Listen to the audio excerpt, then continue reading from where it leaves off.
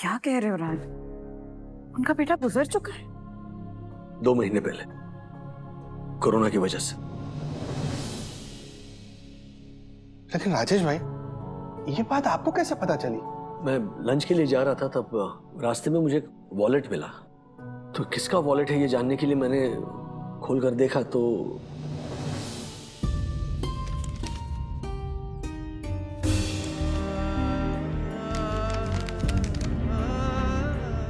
Papa mummy, मुझे माफ कर देना, मुझे कोरोना हुआ है।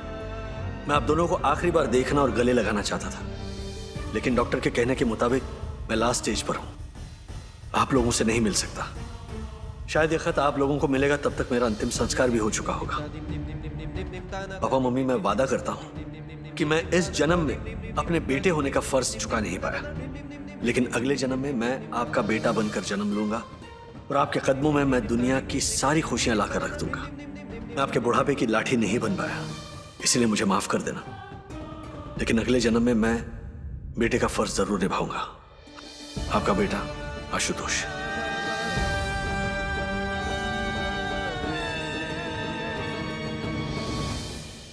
प्रिस्क्रिप्शन पेपर पे अस्पताल का नाम था और डॉक्टर का नाम था, तो मैंने नेट पर सर्च करके पता किया कि ये अस्पताल कहाँ है। तो पता चला कि बेंगलोर में है। तो मैंने फोन किया, इस तरह उस डॉक्टर ने बताया कि हाँ, 2 महीने पहले आशुतोष नाम का पेशेंट था जो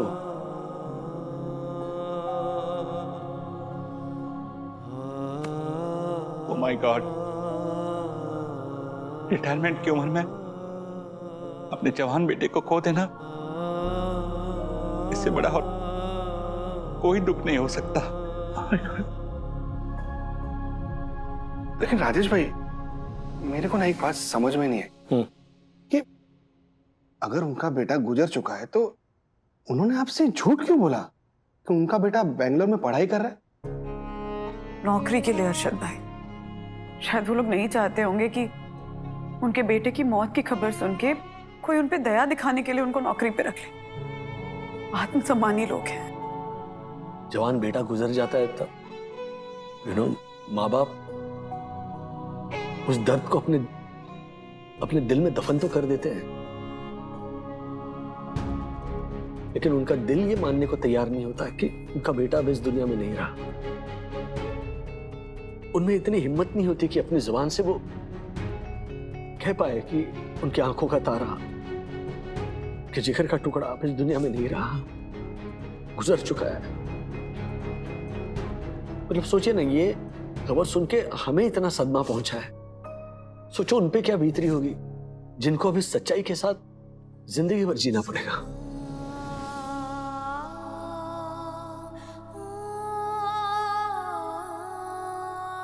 राजेश भाई, आपने अंकल आंटी को नौकरी के बहाने इस रिसोर्ट में रोककर बहुत अच्छा काम किया है।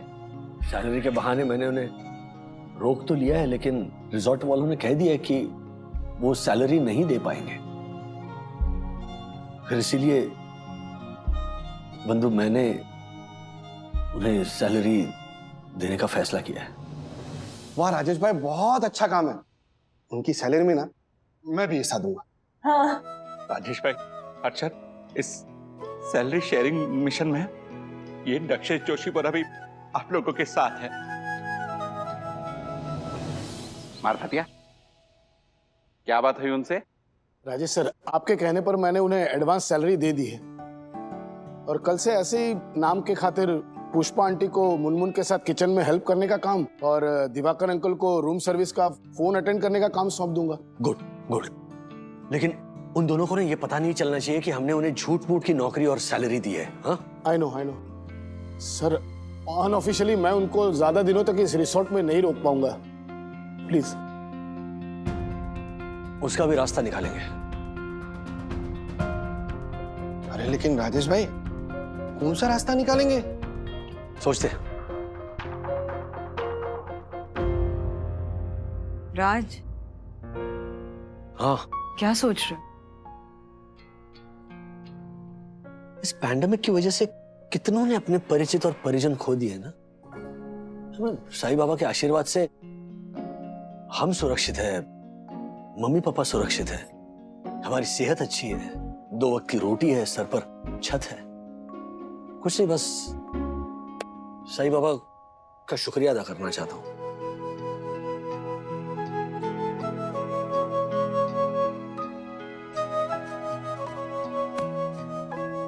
राज, देखो मुझे पता है कि तुम अपनी सैलरी में 50% रिडक्शन ले रहे हो ताकि चंदू और दसानी की सैलरी कटना हो। ऊपर से अंकल आंटी की हेल्प करने के लिए तुम उन्हें भी सैलरी दे रहे हो। हमारे भी खर्चे हैं ना, घर के खर्चे हैं, रिजॉर्ट की पेमेंट्स हैं, सब मैनेज हो जाएगा।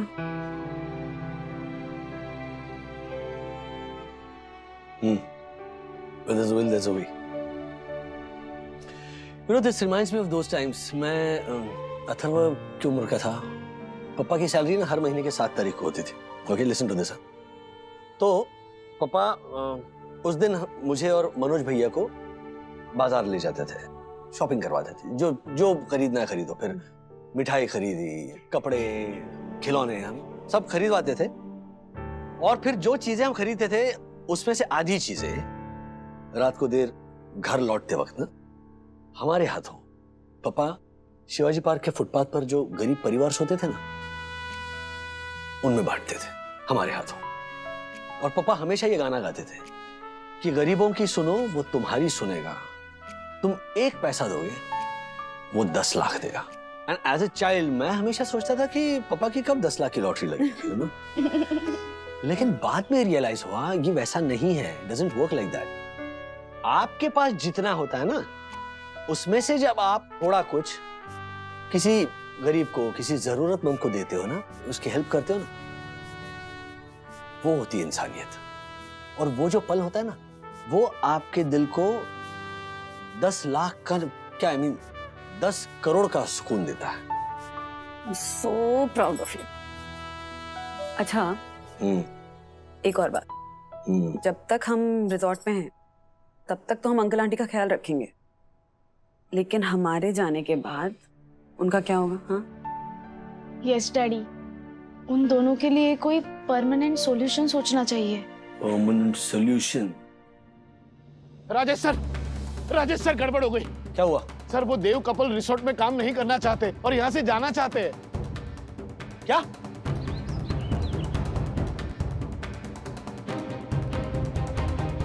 अंकल आंटी आपको रिजॉर्ट छोड़कर क्यों जाना है? आपकी नौकरी फाइनल हो गई है। मार्फत ये बताया नहीं आपने? आई नो, मैंने बताया सर कि कल से इन दोनों की ड्यूटी शुरू हो जाएगी। तो फिर आप यही चाहते थे ना कि यहाँ पर आपको नौकरी मिले, नौकरी मिल गई है, फिर भी आप जाने की बात कर रहे हो। बेटा हमें पता चल गया है कि आपने हमारे लिए यहाँ पर झूठ मूठ की नौकरी खड़ी कर दी है। इतना ही नहीं, आप सबने अपनी तरफ से हमें एडवांस सैलरी भी दे दी है। मैंने आप सबकी बात सुन ली थी बेटा।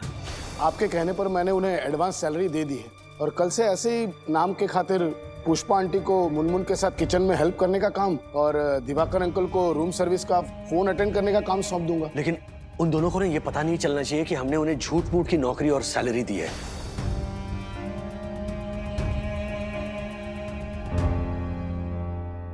माना अंकल मैंने आपसे झूठ कहा, लेकिन आपने भी तो आपके बेटे के बारे में सच कहां बताया।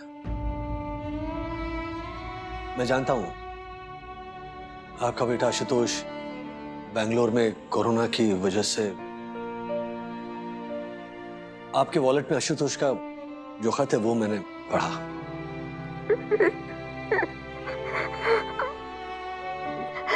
पुष्पा मैंने कितनी बार कहा है I hate tears.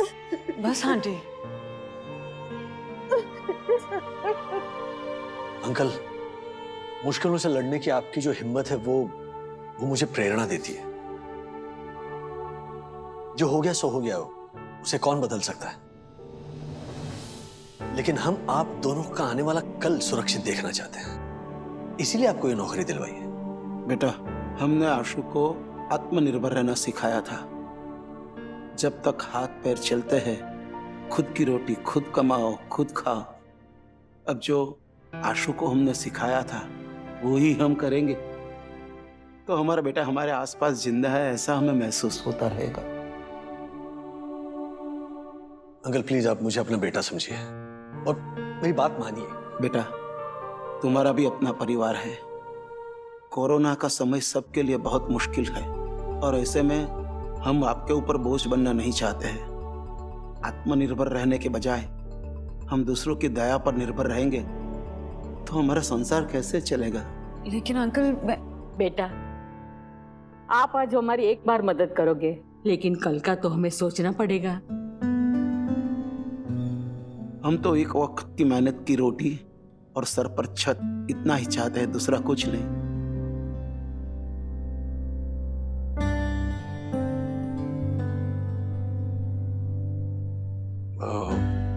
Uncle aunty 24 घंटे की मोहलत दीजिए। हम आपके लिए कोई परमानेंट सॉल्यूशन जरूर ढूंढ निकालेंगे। हाँ अंकल आंटी 24 घंटे। हर्षित, मुझे अभी अभी वंदना भाभी से पता चला कि वो देव अंकल और पुष्पा आंटी को आपका नौकरी और सैलरी वाला प्लान पता चल गया है। ये बात कर रही है ज्योति? हाँ, उन्होंने एडवांस सैलरी लेने से भी मना कर दिया और वो दोनों तो रिसोर्ट छोड़कर भी जा रहे थे। अरे नहीं, बेचारे बुजुर्ग कपल है, ऐसे कैसे रिसोर्ट छोड़ के जा सकते हैं? उन्हें रोकना चाहिए ज्योति। हाँ, हर्षद, राजेश भैया ने उन्हें मना लिया है और यहाँ रोक लिया है। 24 घंटे की मोहलत मांगी है उनकी समस्या का समाधान निकालने के लिए। लेकिन दक्कू, 24 घंटे की मोहलत में राजेश भाई ऐसा कौन सा रास्ता निकालेंगे? यम, कभी कभी ये राजेश वागले अपनी टांगों से भी ऊंची लॉन्ग जंप मारता है। ये तो अच्छा है कि वन्ना भाभी जैसी सुलझी हुई सन्नारी उसकी धर्मपत्नी है, जो उसके साथ कंधे से कंधा मिलाकर खड़ी है और जो रास्ता निकालने के लिए उसे हमेशा प्रेरित करती रहती है। यम, अब तो आखिरी आस वन्ना भाभी पर ही टिकी है। राज, क्यों ना हम अंकल आंटी को ओल्ड एज होम के लिए राजी कर लें? पता नहीं वो कैसे रिएक्ट करेंगे। अगर राजी नहीं हुए तो? मम्मा, डैडी, एक रास्ता है। क्या? एडॉप्शन। एडॉप्शन? मैं समझा नहीं। Let me explain. मतलब जिनके बच्चे नहीं होते वो माँ बाप बच्चों को अडॉप्ट करते हैं, वैसे ही जिनके माँ बाप गुजर चुके हो वो परिवार माँ बाप को अडॉप्ट क्यों नहीं कर सकते? Brilliant suggestion. अथर्व, सखी, तुम दोनों नेट पर सर्च करो, देखो क्या ऐसा कोई परिवार है जो माँ बाप अडॉप्ट करना चाहते हैं। Just search. अरे राज, लेकिन हमें ये भी तो पता करना होगा ना कि अंकल आंटी अडॉप्शन के लिए राजी होंगे कि नहीं। मैं भी बात करके आता हूँ उनसे। अंकल आंटी, एक परमानेंट सॉल्यूशन सोचा है हमने। अगर आपकी इजाजत हो तो हम आपका अडॉप्शन करवाना चाहते हैं। एडॉप्शन? हमारा? जी। अब बैठिए, मैं समझाता हूं, आइए। देखिए, जिनके बच्चे नहीं होते वो माँ बाप बच्चों को अडॉप्ट करते हैं। वैसे ही इस कोरोना में जो बच्चे अपने माँ बाप खो चुके हैं, हो सकता है वो बच्चे माँ बाप अडॉप्ट करना चाहें। देखिए, हम एक ऐसा घर ढूंढेंगे, ऐसा परिवार ढूंढेंगे जहां आप दोनों को अडॉप्ट किया जाएगा। नहीं, ये मुमकिन नहीं है। बिल्कुल मुमकिन है। ऑनेस्टली यही एक परमानेंट सॉल्यूशन है। देखिए, जैसे वक्त बीत रहा है, जिस तरह आपकी उम्र बढ़ रही है, हो सकता है आगे चल के आप में से कोई एक काम ना कर पाए। हो सकता है आप दोनों में से कोई एक बीमार पड़े। तो ऐसे वक्त में तीसरे का सहारा होना बहुत जरूरी होता है। और अगर आपके पास अपना परिवार हो तो फिर आपकी जिंदगी हंसी खुशी कट सकती है ना? मान लो हम राजी भी हो गए। बेटा, हम बूढ़ों को कौन अडॉप्ट करेगा? वो खुशनसीबी होगा जो आपके जैसे माँ बाप अडॉप्ट करेगा।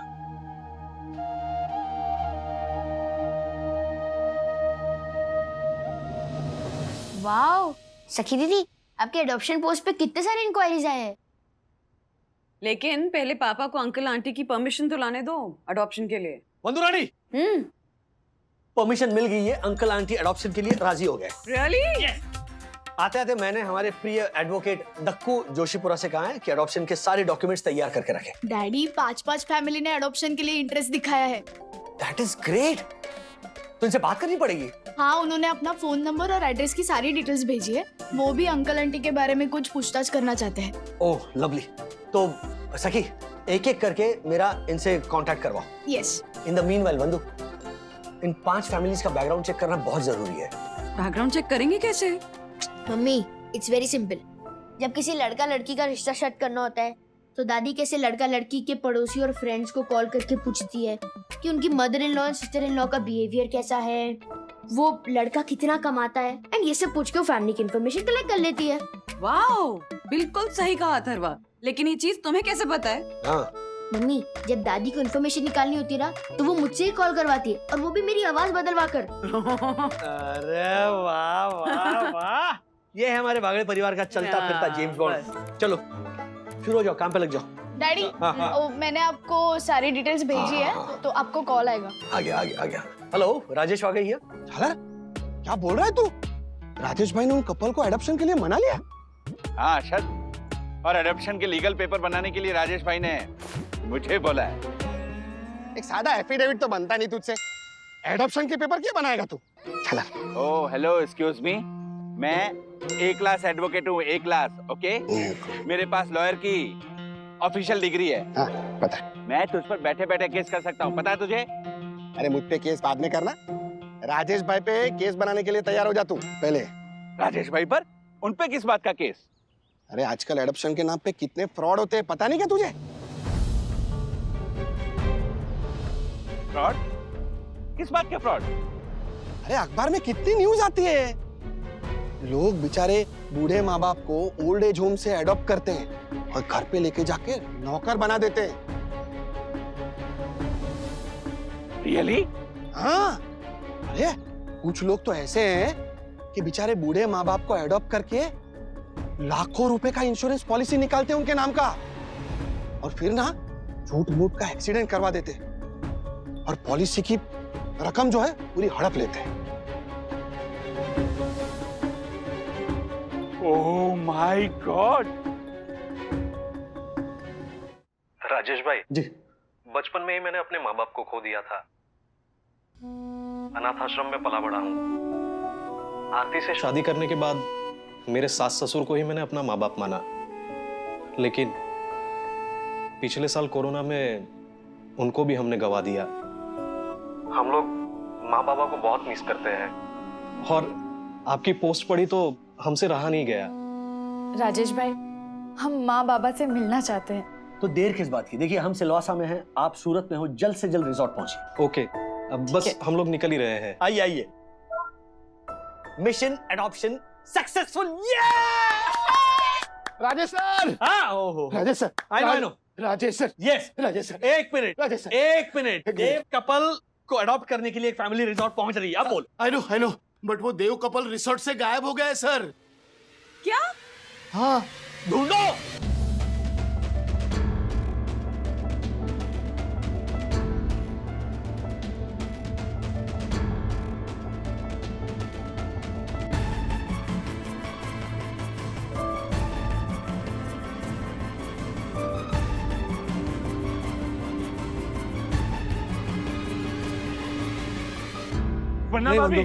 वरना भाभी, हमने रिसोर्ट का कोना कोना छान मारा, पर वो लोग कहीं नहीं दिखे।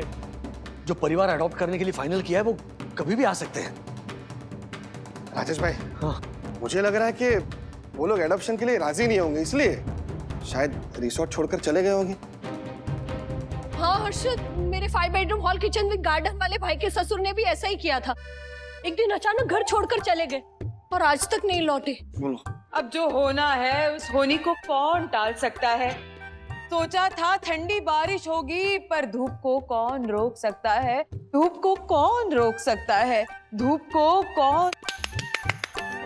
Thank you. वो जो परिवार यहाँ पर आने वाला है उनको हम क्या जवाब दें?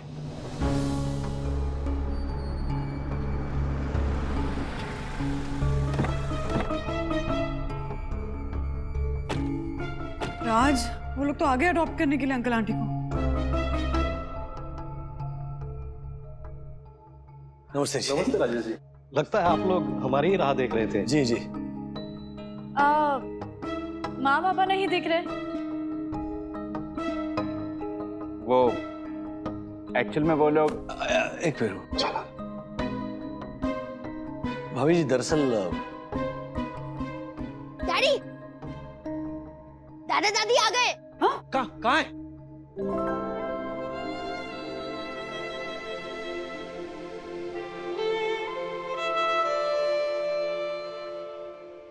अंकल आंटी आप कहाँ चले गए थे? अरे बेटा, हम जब पहली दफा रिसोर्ट आए ने तो कॉर्नर पर जो मंदिर है ना, उसके आंगन में हमने प्रार्थना की थी कि कोई भी तरीके से हमको ये नौकरी मिल जाए।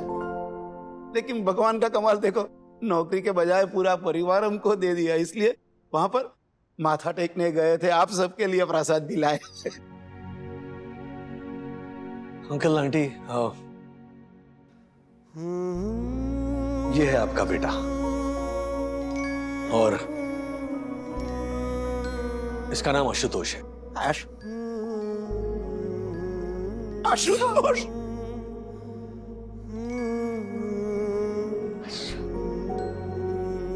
आपको हमेशा लगता था ना कि आपका बेटा जिंदा है। देखिए, नियति आपके बेटे को आपके पास लेकर आई है और ये है आपकी बहू आरती।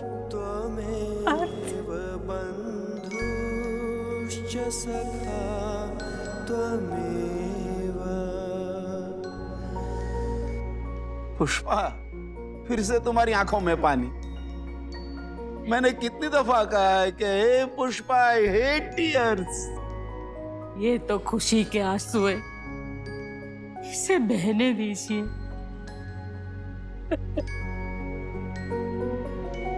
Pushpa, I like this tears.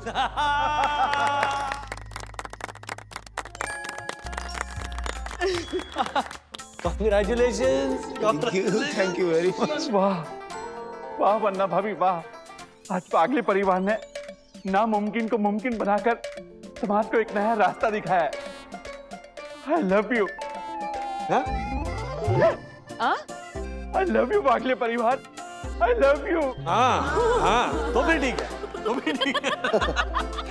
Mrs and mister देव को मिल गया एक नया परिवार और बदले में राजेश को मिला आशीर्वाद और ढेर सारा प्यार।